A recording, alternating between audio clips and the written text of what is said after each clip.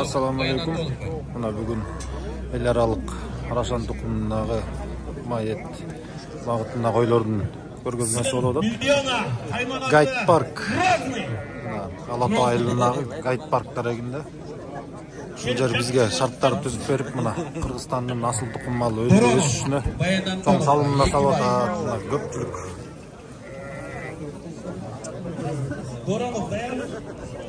Dayar turgula degenler buna men artıma kelip Dayardansın Suyun Ali Üstalbek Karabalta.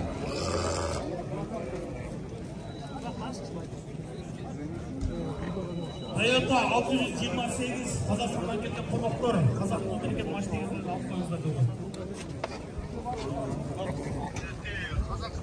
Uçan ne? Türkiye'de fark oluyor.